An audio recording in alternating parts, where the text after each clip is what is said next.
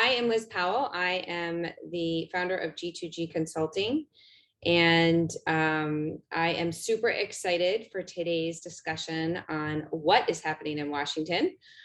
There's a lot going on, and we've got some really experienced panelists today. So I am really excited for today's discussion.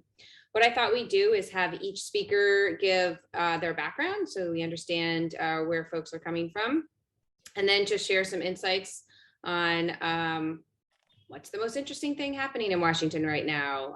And then from there, we'll just sort of have a little bit of back and forth conversation.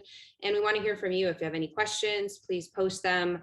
We want to answer them, and hopefully we come out learning something new. We will wrap up at 1 o'clock on time. So with that, I would love to pass to Chris Campbell to kick things off with your background. Thanks so much. Really appreciate it. And thanks to everyone for joining us this afternoon. I appreciate your time. I'm Chris Campbell. I'm currently the chief strategist at Kroll, a large financial services firm, 7,000 people strong around the world. Before that was assistant secretary of the U.S. Treasury, confirmed position from 17 and 18. And then before that was staff director for the Senate Finance Committee for about 10 years. In DC. And so kind of with that as a backdrop, I went from from DC experience to private sector. And been enjoying my time in the private sector, but still have a lot of friends in DC and pay quite a lot of attention to what's happening there as DC now deeply impacts what happens on Wall Street and companies around the country and around the world. So with that as a backdrop, we look forward to our conversation, and thanks so much, Liz, for putting this together. Yeah, thank you. Chris, we'd love to hear from you. Yes, my name is Chris Oates. I'm a political risk analyst. I run a political risk consulting firm called Two Lanterns Advisory. And bonus points if you get the reference to what Two Lanterns come from. It's Paul Revere. But my background is I worked at a political risk consulting firm as the North America analyst covering US, Canada, and also I stole Australia and New Zealand from the Asia desk. And what we're really focused on is forecasting what's likely and unlikely to happen in politics. So it wasn't covering the news every day like a journalist. It was, here's the news and here's what we think it means for the next 6 months, 1 year. So there was a lot of overlap between what's going on in politics, what people in the private sector are interested in about, and mostly about putting that in an analysis or a prediction that people could use in their work days. So they could start to plan what they should do with their organization based on what they think was likely to happen in Washington or Canberra or anywhere else in the world. Canberra, wow. Really spanning the globe there. So thank you for that. So I'll give my quick background. Liz Powell, as I said, the head of G2G Consulting, which stands for Government to Growth. I started it almost 15 years ago now. After working on the Hill, I was a legislative director for a couple different members and staffed some interesting committees. One was small business, another was armed services, so did a lot of defense work. And then I also did a lot of health, social policy, high-tech innovation, so a lot of different issues. And I started G2G because I met entrepreneurs who were doing great things, as well as some nonprofits, but didn't know how to access funding and sort of navigate government. And that's where I got the idea of G2G, Government to Growth. So we've raised over $322 million since I started the firm. We've worked with all kinds of different entrepreneurs, startups, and love this community. Talk about passion, talk about making a difference in the world. It's an amazing group to work with. So as part of that, the three of us have joined GRIP Venture Studios, which is a great collaboration to really help entrepreneurs and startups get off the ground, get access to capital, get marketing insights, like anything that you can think of that you need to grow a business. So we wanted to also do a little shout out to GRIP, and then also DEF, the Defense Entrepreneurs Forum is a great organization that is also co-hosting today. So with that, with those introductions, we'll get into it. So guys, what do you think is most interesting that's happening in Washington these days? Whoever wants to go first. Sure, I'll jump in. Look, as we all follow the news, but I'll try to do my best behind the news and behind the headlines. Obviously, the Build Back Better. So, a large bipartisan infrastructure package recently passed. The president signed over $1 trillion. and new investments, new spending on infrastructure. There's obviously traditional infrastructure projects. Again, largely bipartisan is what I worked on. The Senate Finance Committee was the one, actually literally is one of the very few areas where we could always guarantee that there'd be a bipartisan support. It seems like you can always spend money on, you can never spend enough money on roads, bridges, and infrastructure. There's always the difficulty was, of course, how you paid for it. But the that bill now being behind us, Washington has now turned its sights to a large tax and spend package called the president's name is Build Back Better, which is it's a floating number here, we're between $3 and perhaps sub $1 trillion in new spending on what the White House is deeming human capital or human infrastructure, and kind of renewable energy projects, largely financed by new taxes. This is deeply impactful to a lot of our clients around the country and around the globe, as the taxes being borne are largely borne by corporations and high net worth individuals, but mostly corporations doing business abroad. And so it's an iterative process, and it's certainly going to be a real challenge as to kind of where it lands. All eyes are on two specific U.S. senators, then a Democratic Party, Joe Manchin and Kristen Sinema. Joe Manchin from West Virginia and Sinema from Arizona, but both expressed significant reservations about the Build Back Better plan and specifically the bill that was passed in the House Representatives. We can talk about so many other things. There's obviously the backdrop of some monumental Supreme Court cases that were recently heard, as well as the recent shootings that are going around the country. And then most importantly, I think, is a large backdrop. We obviously have the congressional elections coming up, the midterms coming up next year, next November. And as Bill Clinton famously said, it's almost always about the economy, stupid. And we face a real significant challenge now in the U.S. with inflation, and going into the holiday season where consumers are going to see a significant rise in the prices, and gas, and a shortage of supply of products that they want to buy for Christmas. That's going to all be driving toward kind of a real divisive and negative tone in Washington, leading up to and through the holiday period. And then with one more, as if nothing else is going to go on, we have at the end of the week congressional spending that bill that has to be passed in order for the post office and many other government enterprises and government jobs to remain in place. And so which requires bipartisan support. It's obviously important to know, and I'm sure most people listening will know that the Build Back Better will largely be a partisan exercise led by Democrats, whereas congressional spending must be bipartisan. And so the Republicans and Democrats will have to come together in some kind of a measure that will be either a stopgap measure in spending or perhaps a longer term package. And then, of course, on top of all of that is a debt limit that has to be addressed mid this month. Secretary Yellen has suggested that the U.S. government will reach its limits on for servicing the U.S. debt mid this month, which will largely coincide with the some deadlines for Build Back Better, as well as perhaps the congressional spending package. And so that this interesting confluence of events is going to be really interesting and very dynamic to watch, and will be deeply impactful to those that are participating in the private sector. Wow, that was a great answer. And it's interesting. A congressman was telling me that Yellen said that she thinks they can actually stretch debt ceiling till mid-January, which I think is interesting. Yeah, I know. You heard it here first. Yeah, and then the other thing on top of all that's an awesome laundry list is the appropriations, getting all those perps done, because the House passed all their bills in mini bus versions. The Senate didn't, and the Senate doesn't look like they're ever going to. So now they're going to have to negotiate some year-end omnibus thing, although it'll now be put off until February. That just happened today, that they got an agreement to mid-February. They'll do a continuing resolution that just level funds everything.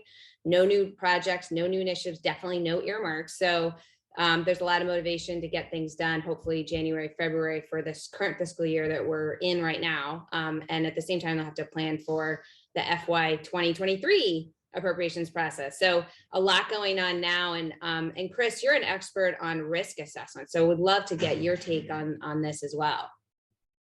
Yeah, so I'll want to start with, I think the most interesting thing. I agree. I'm glad I wanted Chris Campbell to go first because I wanted him to talk about the actual bills being put forward. Because what I want to talk about more is the process.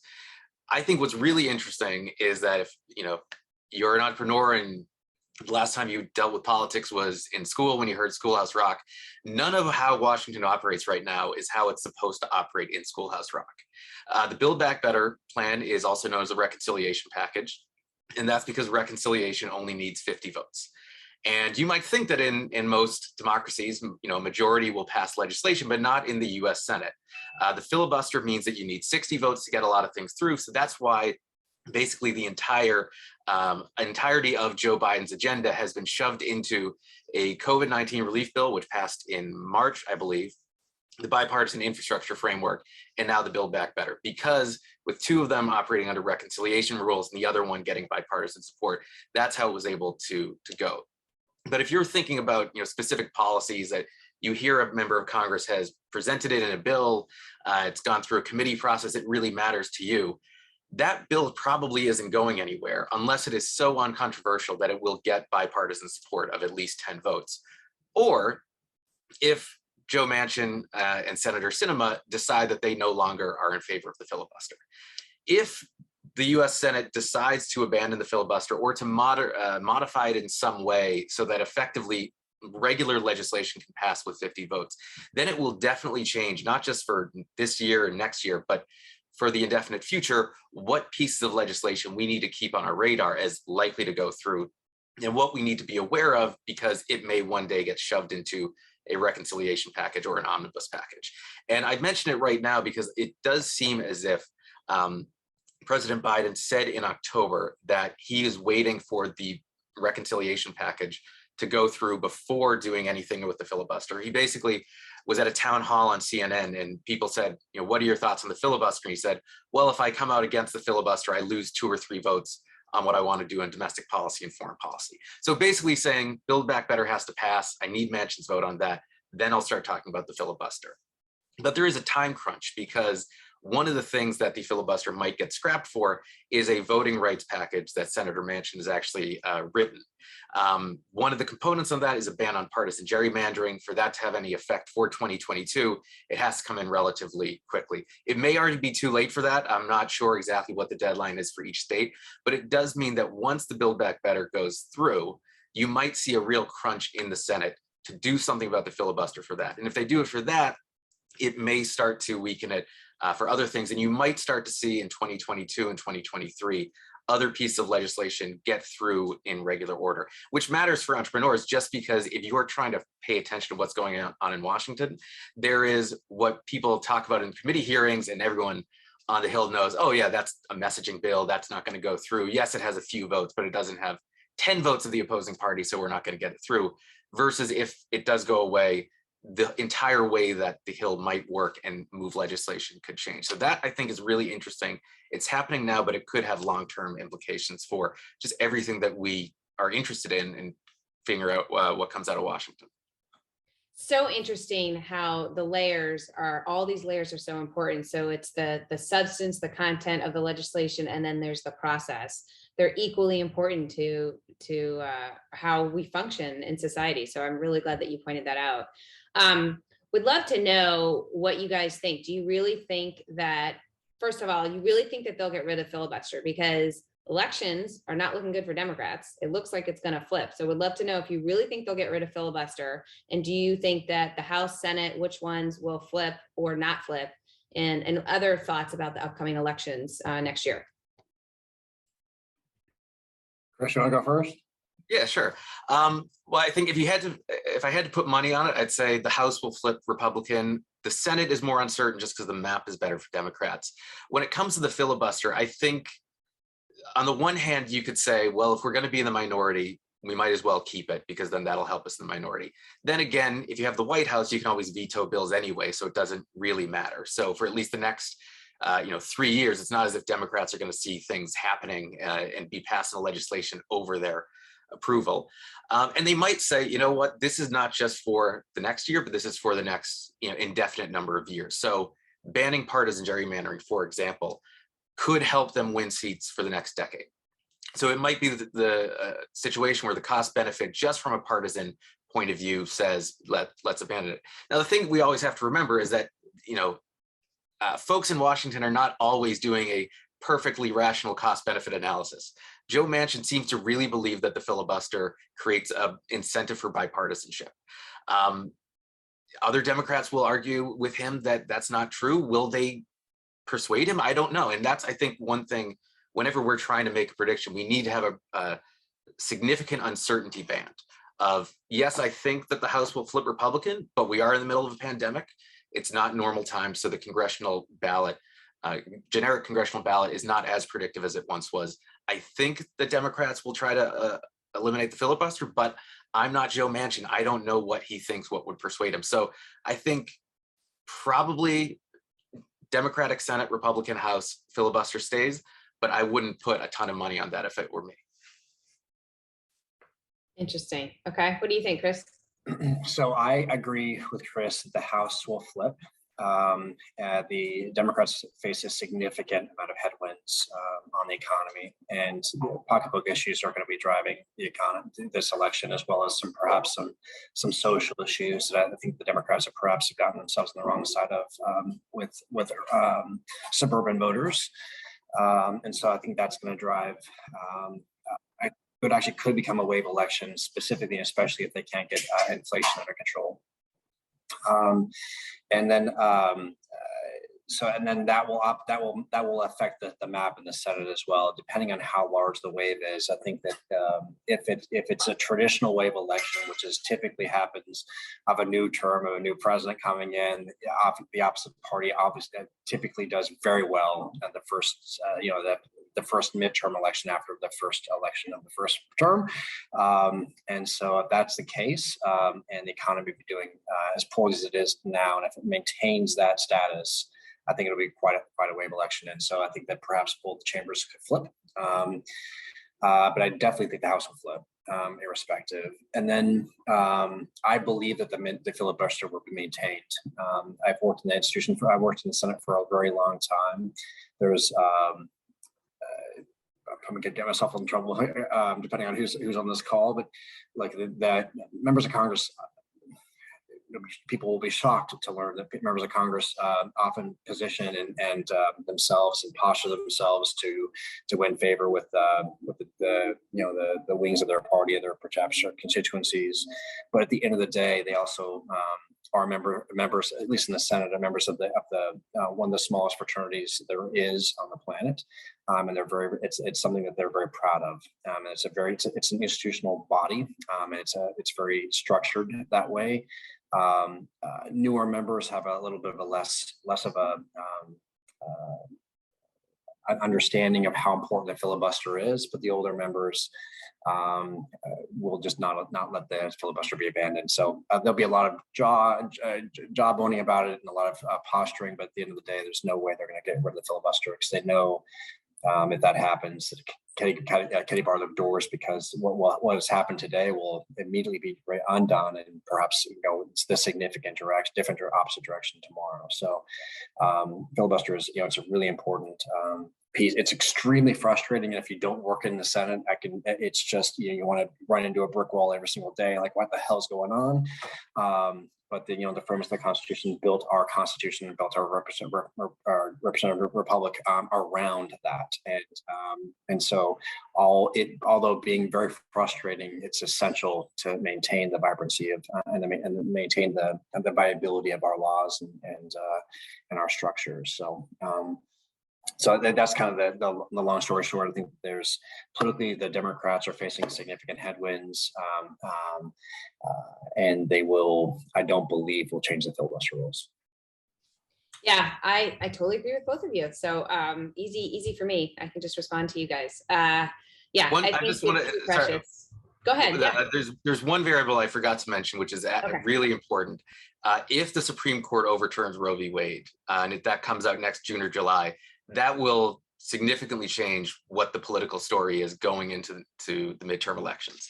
If Democrats, if the campaign changes from inflation's high to the reproduction and abortion, then that will change the dynamics of the race. It could, I don't know to what extent it will change it in the 4 months going from maybe June or July when the court reaches its announcement in November. But that is just one thing to consider, and one reason why I do think this is a particularly uncertain election, because we do have variables like this that could drop in the middle of well, I guess for many states in the general election would be after a lot of primaries would have already happened. So just one thing to keep in mind as you're keeping track of the news, just remembering that events can still happen between now and then. Yeah, really, really important. That is a huge issue that's going to affect everything. That's a really good point. So we're starting to get some questions here, and would love to know, and this is probably specific for you, Chris Campbell, with your background at Treasury, how inflation is affecting things, and what levers could be pulled, pushed, like what could be done to address it, and do you think any of that will actually happen, and any advice for businesses trying to navigate this? Like just kind of an open-ended question on inflation. Yeah, it's great. It's a great question, and it's a really great short question with a very, very long, complicated answer. So I'm going to break it down as fast as I can. Inflation happens because there's a lot of money in the markets, right? So there's a lot of money out there. It's the capital right now it's almost free, right? So we're at zero interest, at or near a zero interest rate environment. The Federal Reserve, it continues to pump money. So and did so because we went through a very difficult time in COVID where the government came in and shut private markets. And so it shut businesses down, those kind of things that really kind of grind to a halt the overall economy. But a lot of people became furloughed, a lot of things. So necessarily, some could argue that the government came in and stepped in and started doing what it needed to do to prop up the private markets. One of those things being the Federal Reserve started buying bonds. We call it quantitative easing. It's just a fancy way of saying that the Federal Reserve is there to prop up businesses that have to borrow or do overnight lending, bank to bank, to make sure that there's enough liquidity out there or enough money out there to be able to work and move through the markets. When the government puts more money in the markets or spends more money or authorizes new spending of new money, it actually, it puts more money in the markets, and therefore, when more money in the markets, typically inflation rises. And so when Congress passed, as Chris said earlier, in March, $2 trillion in COVID relief. It's now just passed $1 trillion in bipartisan infrastructure, and is now debating a $2 trillion Build Back Better plan on top of the congressional appropriations that's roughly $2 to $3 trillion a year. We're talking about a record $9 trillion in new spending this year from the U.S. government. So again, when the government's pumping $9 trillion, and a lot of that being borrowed, certainly the first $2 trillion was borrowed. A lot of congressional appropriations will be borrowed as well. You have this real challenge of having so much money in the markets and the government, pushing money in the markets, causing prices to rise. And so the reality is, the one thing the government could do is to stop spending money, or stop spending as much money, and kind of shrink down the amount of money it's spending to be able to some kind of normal level that would allow for capital to go back to, money is like water for me. I always say that it kind of finds its own equilibrium, and it will find its equilibrium, and as will prices. The government has, and then you kind of look behind under the hood a bit, and kind of see oil and gas have been real challenging. And so, the price it costs you to fill up your gas to go to work has, in some states, has doubled. It's a real challenge. Of course, that has some to do with the policies of this current administration, but also we have, OPEC and other oil countries have shrunk the amount of supply. So the government has now tapped the spur and allowed for more oil to come and flow through the markets. Some will argue if it's not enough or not enough, but that could have some issues. We have also some COVID relief, some COVID challenges, supply chain issues that we see that the ports are now full with a lot of tankers, causing a shortage of supply here in the United States. When you have a shortage of supply, prices rise. So all of this leads to a significant inflationary period. Earlier on this year, the Chairman Powell, someone with whom I worked very closely when I was at Treasury, I have a lot of respect for him, Chairman of the Federal Reserve, suggested that inflation was going to be transitory. This inflationary period was going to be transitory. That's now being revised because you see that with new inflation and the mobility of the workforce, now you see companies, I'm sure many people watching and participating in this webinar understand that the cost of labor is now increasing. So because people are no longer tied to a specific location of working, or maybe even a specific industry, they're much more mobile and can compete. And so there's people competing for more jobs, and companies have to pay more and more money. And so as you pay people more money, it puts more money in the markets, it causes more inflation. So all of that being said, and it adds the cost of goods sold, I would call the COGS, the cost of goods sold. And so all of that kind of has an inflationary pressure on the price of goods and service in the United States. So it's a really complicated process. It's a really delicate dance between the Federal Reserve, which is an independent regulator that controls the money supply in the United States, and the policymakers in Washington, both on the Hill and the administration and Treasury, try to find some way of getting the either spending under control, and then the amount of capital available at the Federal Reserve from the Federal Reserve, so that equilibrium, that level is set at a rate that allows for prices to have a not as much inflationary pressure as we see today. Hopefully that Econ 101's didn't put anyone to sleep. So nice. No, that's great. It's really helpful. So given that, Chris, businesses are trying to navigate this and navigate, this is now, it was initially classified as just temporary. And now we're hearing, nope, it's going to be long term. So what is your advice to businesses trying to figure out what government's doing, what's happening with inflation, how does it impact my business? Like, do you have any sort of initial risk assessment type thoughts? We advise a lot of companies that are going through this challenge right now, some significant ones and or startups.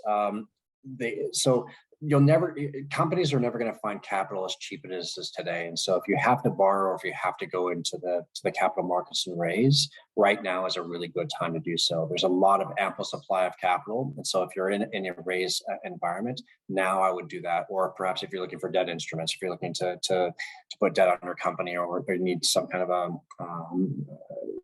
line of credit, now would be a time to do that, because the Federal Reserve has a lot of tools at its arsenal to be able to get inflation down, but one of the ones that's the biggest tool in their arsenal is interest rates.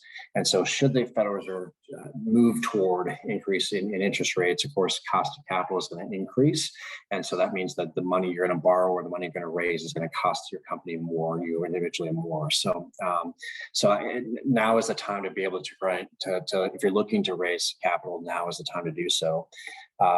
And also, there's a bit of uncertainty what's kind of coming down the pike on tax rates as well. And so, if you're going to making decisions now, and you can do what you best do to kind of lock in things, or grow companies, or repatriate, or whatever you're going to do, now would be a good time, because we know what's at least what the current environment holds.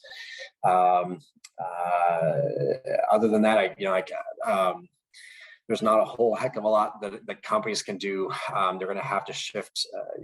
If you're doing business abroad, of course, looking at different supply chains is important. I think we have some significant challenges that from China and Asia that are emerging. that are putting inflationary pressure on the ports and all those other issues. So those are some things that can happen as well. But the reality is that as inflation could be non-transitory, which I believe it will be, that is, and with us for a while, companies are going to have to start adjusting their prices as well, and competing for capital. That includes human capital as well. And so, all of these things mean, of course, I'll say this, Liz, that they should seek you out and other people like that, and you and Chris and others, to navigate the really intricate challenges of DC, but also get some really good financial advice to be able to raise the capital, or to have to put in your corporate coffers enough to be able to get through what could be a challenging time. Well, I love what you said about now's the time to go after capital, to raise capital. I think a lot of entrepreneurs are going to like to hear that. Chris Oates, do you have thoughts to add to this topic? Or? Yeah, I would say that I see another question about what types of localized and regional funding. And I think this is another thing to keep in mind as we're talking about all the money coming out of Washington. Remember that not all of it ends up, stays in Washington. Quite a lot of the COVID-19 bill has gone to states, and they get to choose how to spend it. So I just saw, as we were on this call, email notification that my home state of Massachusetts has just released their own $5 billion American Rescue Plan Act budget. Basically, the federal government gave them a lot of money. They needed to figure out how to spend it. They've just, I think, had a conference committee report on how they're going to spend it. And it's going to be a multi-year budget that they're doing. They're doing some money to communities that were hit particularly hard during COVID, giving bonuses to essential workers, but then they're also doing a lot of one-time investments in transit, in other small businesses. And what you're likely to see, I think, across the country is different states trying out different approaches, maybe even some cities trying approaches, either through the COVID relief funds or through tax surpluses. A number of states are looking over the past year, and they've actually weathered the pandemic relatively well when it comes to their taxes, and now they're trying to figure out how to spend it. I believe California has to figure out how to spend its tax surplus, and because California has an extraordinary amount of laws about how they spend their budget, they're actually in a challenging place how to spend all of that money in a way that is legal. So one thing to be aware of is obviously seek you out for what's going on in Washington, but also to be aware of what's coming out of your state, or if there's a new office that you're going to create and a new location that you might develop, look at what states are offering, and different states might be offering different things. Maybe there's one that is offering something new. I know Miami is trying to become the leader in cryptocurrency. A lot of the things the mayor have said aren't actually about what cryptocurrency is about. I don't know if he actually understands it, but I know that there are people in his office that clearly want that. So if you're in the crypto space, maybe look at what Miami is doing, because there might be some incentives there. So be aware that Washington is not the only place that government funds come from. Yeah, that's a really good point. And it's a lot of the counties that are controlling dollars and figuring out formulas for how they're going to distribute that money, that ARPA money, American Rescue Plan money. So absolutely look in your own region, in your own backyard for opportunities. I think that's a really, really good piece of advice. The other thing that I'm seeing pop up in the questions is SBIRs. I know that's a big one. SBIRs, STTRs. That's a great way to get funding from the federal government. That definitely continues to be a great resource, and it's extremely bipartisan. No politics with SBIRs. Democrats and Republicans love them. They want to help fuel innovation and entrepreneurship. So that still is a great resource. The challenge has been they're competitive because so many people are applying. So it's anywhere from 12 to 18% success rate. It's been lower in recent years, and the SBIR program has to be reauthorized. And so that's something that also is pending right now. But that is a great source of funding. And so I don't know if you all had any specific comments about sort of innovation funding, innovation opportunities from government, or advice for that group that might be on the call right now.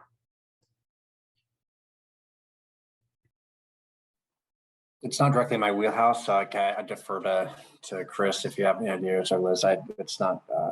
I never obviously worked with small businesses and work with them now, but I didn't do that specifically in the U.S. government. So Yeah. Okay. Yeah, I would say the nice thing about these, as you say, they're competitive, so there's generally resources available. I know that for my own startup, I have my political risk consulting firm, but I'm also doing a startup as well. I looked into all of this, and it wasn't easy to get the money, but it was relatively easy to identify where it was. And obviously, folks like yourself, Liz, can help out with that. So I'd say that's the first thing: is go to Google and just start Googling this, read about who's done it, where do you apply, how to apply, who's out there who can help you, because it's definitely, if it's non-dilutive funding, it's worth spending money to try to get it.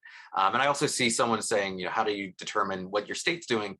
Same idea. Start Googling, what has your state been doing? What has the news been reporting about in your state? Also subscribe to your local newspaper, because having worked at the state level, that is a really big challenge at working at the state level of government, is just that the news is not as comprehensive as it is at the federal government. And obviously you can always generally email someone who works in a government affairs firm, even if they're not specifically on innovation funding. If you have money for a research project, they will research it, because that's what they do. They try to figure out what's going on at the state level of government. So at the state level, try to find local best government affairs firm, reach out to them if you have money for research. At the federal government, Google, look it up, but definitely start a research process, because if you're going to ever research, as I know I've had to do, who venture capitalists are in your field, so that when you go to them, you are going with a full preparation of who they are, what they care about. Do the same thing for the government. Treat the government as a possible venture capital investor, and do the exact same research process you do. Yes, that's excellent advice. That is exactly what we do. We're always matchmaking innovators with government funding opportunities. So that research can make a world of difference. So that's great advice. So looking ahead, using your crystal balls, what do you see happening in 2022? Do you see opportunities? Do you see challenges? Like what do you see, again, impacting businesses, entrepreneurs? And I know there's a lot of question marks in the air, so it's a tough question, but I don't know, just challenges and opportunities that you foresee next year. I think so typically when you go into an even year, or in DC province, a congressional election year, you have there's not a lot of incentive for Congress to work. So they usually do their legislating on the odd years, and their campaigning on the even years. And so we're likely going to see a significant shift to campaign mode from both sides, other than but for the bills that must pass. So congressional funding, perhaps as the debt limits, and those likely will be pushed until after the election. So Congress typically will schedule them in what we know is called a lame duck session after the elections. So and so that's typically, so we're likely not going to see a lot happening. We'll see a lot of posturing, a lot of committee hearings and those kinds of issues. But when when the legislative branch doesn't work, it's really important to start looking at the two other branches of government that really do work, and they work all the time. So as Chris Oates suggested, the Supreme Court has some really significant issues on their plate that they've heard. One of them probably most notably being an abortion case. And then regulators, be them financial or otherwise, will be reorienting regulations that will deeply impact businesses around the country, from labor and environment and so many different other areas. If you're a financial firm, so that orientation, of course, then the president has mandated that every regulator, irrespective of what kind of regulator they are, put a new component of ESG in their regulations. And so all of them are comprehensively looking at reorienting regulations around a new ESG component as well. So all of that being said, there's significant, even though Congress may not be working or not be doing a lot of legislating, does not mean that Washington's not going to be doing a lot that will deeply impact the private markets and private sector. And so, and that'll be largely done through the judicial branch, through Supreme Court and lower courts, as well as through the regulators. Yeah, and I would say that, so when I started covering the United States, I was based in England, which I actually found to be a big help for me because it meant that I wasn't focused on whatever the latest thing was in DC. And apologies to those of you who are in DC, but I felt that for long-term forecasting, it actually helped to be outside of the conventional wisdom a bit. And what I think is going to be interesting in Washington in the next year is to see how that conventional wisdom changes, because I think a lot of folks who work there have been very busy for the past however many years, certainly busy during the presidential election time. For the last year, it's still been a pandemic, and then recovering from that, trying to get a whole presidential term's worth of agenda items into certain bills. I think it'll be interesting to see in 2022 what the new conventional wisdom is. Have things shifted dramatically, like the opinion of both parties to big tech companies? We've seen some speculation about that, but it could be that in the future, that is just a new thing. There's a completely new orientation. A number of large companies had strikes in October. Does that mean that we're going to see labor issues become a much bigger issue? I know that California in 2020 had a referendum about app-based workers in the gig economy. Are they independent contractors? Are they employees? We're seeing some other referenda like that for 2022. What's that going to take into it? So I think one thing that I'm looking at for 2022 is what is the long-term coalition of the parties and the interest of the parties for the next 4 or 5 years.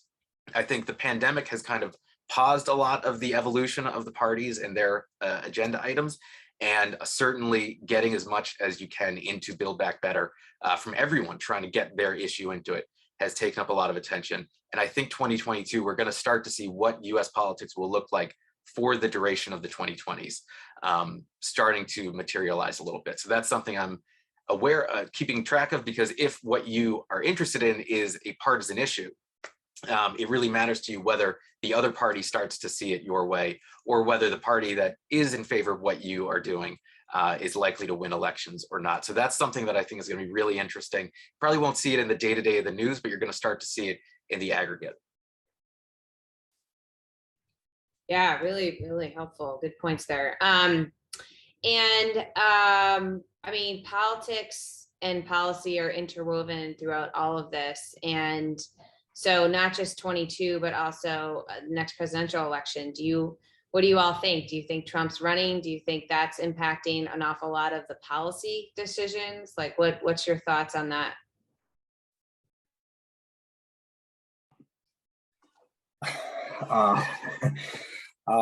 So a lot of people, political, their future and has risen and fallen based on, I'm guessing, what the former president's going to do. I think that I likely don't think he's going to run again. I think that he's posturing to be very relevant through through the next presidential campaign. I think it's going to largely, I just, again, I try to be a very bipartisan person. I always have been. And so kind of with that as a backdrop, I really believe that there's, I've not seen the current vice president have any breakout moments. That there's a lot of time, and every day in politics is an eternity. So there's a lot of time between now and then where she could perhaps break through. But if we maintain the current posture, I don't believe that. I think she'll run if President Biden doesn't run again. But I think that there'll be some challenges, perhaps from within the cabinet, Pete and others, Buttigieg and others. So the Democratic field could be quite interesting if the President Biden chooses not to run. Republicans, I think, will largely have a pretty large and robust field as well. But the early stand-ups, of course, are like our Ron DeSantis of Florida and other governors around the country, and some current sitting senators as well. Yeah, I agree with what Chris said. I think I personally don't think former President Trump will run in 2024. I think it's a long time from now. I don't think the January 6th commission is going to be good for him. I also don't think what is happening in various courts are going to be good for him. And when you're thinking between now and 2024, I think that is one thing you need to be aware of, is what are the legal processes are going to play out slowly, but they will likely play out within the next few years. And then on the Democratic side, I agree. Vice President Kamala Harris, one of her top advisors, just today announced she was leaving. Doesn't look great for her. Pete Buttigieg, Secretary of Transportation, is going to have a lot of groundbreaking projects over the next couple of years to go to, which is very good for a presidential candidate. John F. Kennedy famously got a private jet as soon as the 1960 cycle started, and he flew around the country doing speeches. So I think that's a good indication, but who knows what's going to happen in 2024, because again, it's too soon. I think it's too soon to tell, but going into it, you assume that if you had to put it, I'd assume the Democrats would hold on to the presidency, because you often, in at least the last few decades, are likely to win 2 terms in a row. But we've never had a situation, at least for a while, where a president might not run for re-election. We've never had a situation where a former president is going to run, at least for over 100 years. So I'd say too soon to tell. If I had to put money on a Democrat, it will be in the White House in 2025, but I don't know who that would be. I think Pete Buttigieg is as good a guess as any, but you also might see a governor or 2 going in there. Yeah, interesting. So do you guys think that Build Back Better will pass? And if it does pass, like, what's the number? Do you think it's 3 trillion? Do you think it's half that? Any thoughts on that? I think it'll pass. I think around 1.7 is what I saw. I mean, it'll basically be what Joe Manchin and Sinema say, because they're the deciding votes. Yeah, this is it's tricky because it's being recorded, and some people I think there's, I'd say it this way, politically speaking, Senator Manchin has only upside if he says no on this, a downside if he says yes. I think that the politics are shaking out to be in the favor of a much smaller bill, much smaller bill, around there, kind of just above $1 trillion, with significantly pared back tax increases. But Senator Manchin's poll numbers tend to go up when he takes on the President Biden's administration. And so the politics of this are really getting very complicated. And of course, Arizona is a state very much now in play, politically speaking. And so, for Sinema, so it's going to be fascinating to watch. But I think it probably will pass, because Democrats have to pass something if they to go in the midterms to be able to campaign on something. But I think it's going to be a much smaller package than we see today, and I think it'll be quite significantly, perhaps quite significantly different from what we saw passed in the House. Yeah, it's really interesting how I was talking with our congresswoman this morning about different pieces of the infrastructure bill, and that when she goes out into her district, people don't even understand it. They don't understand how it connects to their lives. So if Democrats continue to message like that, or rather not message, and they do Build Back Better, it's like it doesn't matter. Like they're going to get slaughtered in the election. So I think a lot of it is messaging and being organized. And traditionally, I think Republicans are better than Democrats at that. So, and it's easier when you're in the minority to have a consistent message. So anyway, other factors I think that are really interesting around Build Back Better, infrastructure bill, appropriations, this whole effort. So we are getting close to wrapping things up. So I want to encourage people to put in some final questions here. We have a question that's a pretty specific question, so I'm not sure about this, but how can a company access environmental justice funds through the infrastructure bill? I don't know if you all know that level of detail from the infrastructure bill, and if not, we can have a more general conversation. I don't know, sorry. Yeah, no, that's fine. It's a very, very detailed question. So if you give us your email, we can, at G2G, we'll follow up with you. We'll look it up for you. But please keep posting questions. This has been such an interesting discussion. I just would love to hear if you guys had advice to give to a business owner who's trying to navigate this, that would apply whether Democrats or Republicans are in power? What would be that advice for businesses? Sorry, Chris, Sure, Chris Campbell. Oh, you go first. Okay. I would say most important thing is to have a process in place for tracking politics. I'm sure you have a process in place for tracking whether your employees are happy or not, or if work is being done. And you should view government as another thing that matters for your business. So if, let's say, for example, it is what is going to happen with climate change legislation, because you're in the renewable energy space, you need to know that.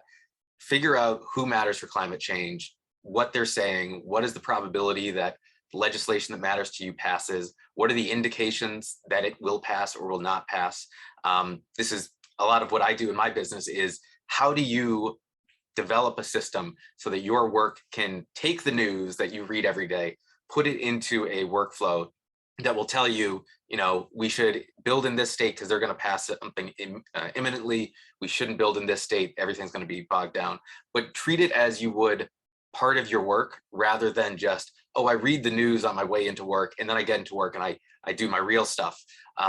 Treat the news as part of that real stuff that really matters to your business, because if the money matters to you or the laws matter to your business, you should treat it just as important as you would treat your employees saying they're not happy or your customers saying your products don't work. Maybe your customers saying your products don't work should be a higher priority, but put it somewhere on the list of things that you do every week. I think it's very sage advice. I think I think it really greatly depends on what industry you're in and what sector you're in. So if you're in healthcare, very heavily regulated industry, obviously paying very close particular attention to what's happening in Washington would matter, or fintech, or it kind of depends on your vertical. So I think that like that being said, if you're in a very heavily regulated industry or perhaps have a regulatory risks associated with that, then obviously paying more attention to those concerns and mitigating those risks are very important. And perhaps an active engagement strategy in DC would be very advisable. Secondly, I think it's interesting. Like I've worked in policy for a very long time, and now work in the private sector, advising companies that are kind of growing and doing amazing things. What I found is interesting and fantastic and amazing is, and the people watching, I think this will really hopefully will emotionally attach to this. But as companies start building new products or becoming maybe disruptive technologies or doing something that's new and innovative and building a brand and building brand loyalty, genuinely, you don't even understand the impact you can have in Washington as you build that brand and as you build a loyal customer base. A really good example of this, and I often use is Uber, right? So someone had an idea of using a phone to be able to order a car and take you somewhere. Brilliant idea, amazing. And then the taxi unions were like, no, that's not going to happen. But Uber had built such a loyal customer base that when the taxi unions went to the local governments and said, we don't want Uber here, the consumers, the voters said, that's not going to happen. We're going to actually use our phone, and Uber's here to stay. And so became very politically popular. And so really genuinely, as a former policymaker and someone who directed policy for quite some time, both the administration, executive branch and legislative branch, you genuinely have such an impact in what happens in Washington and the people that you sell your products to, and the kind of what's just the new ideas you're inventing and creating.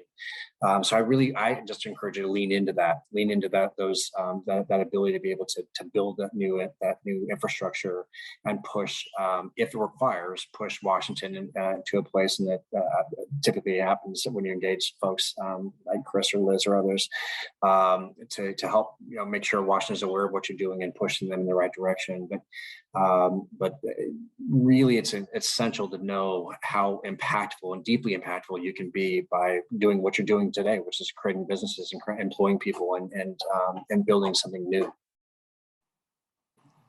Love it. Yeah, and to follow on with that, I think it's important to remember the folks on the Hill in State House, they want you to succeed. It might seem like it's an obstacle or an uphill battle, but Chris is absolutely right. They want you to build a thriving business that they can then say, I helped this succeed, or this is creating jobs in my community. Ultimately we're all on the same team here, even if we have different roles. And so that's something to remember. Washington is not some thing that might come and crush you. It is something that could also come and help you. Yeah, well said. They absolutely want us all to succeed, all our businesses and nonprofits back home. Absolutely. So the way I always sum it up is, figure out what do you need, what are your needs, and then figure out your messaging, how you can quickly, succinctly explain what it is you do and how it relates to the government that you're going after, and then targeting. Develop a good targeting list. Who's your member of Congress in the House and in the Senate? What committees maybe are impacting you, and then this tracking service that is very important that Chris talked about, really understanding and tracking what is going on. Those are all really key, I think, to be effective, and they absolutely want to hear from you. All of us, we pay their salaries. We're literally paying their salaries as taxpayers. So they want to hear from us. They want to know what's going on in their community, and they want to help create more economic growth back home. So with that, we're ready to close out. I don't know if my colleagues would like to share just a final thought before we wrap things up. That might be nice, and then we'll say thank you all for dialing in. So with that, Chris Campbell. Again, thanks so much for hosting this, Liz, and I appreciate this. And thanks for everyone for their active involvement. There were some great questions, and it's really incredible to have this conversation today. Know that I know my fellow GRIP folks at GRIP and the other groups that are putting this on are so appreciative of your time and your participation in this webinar.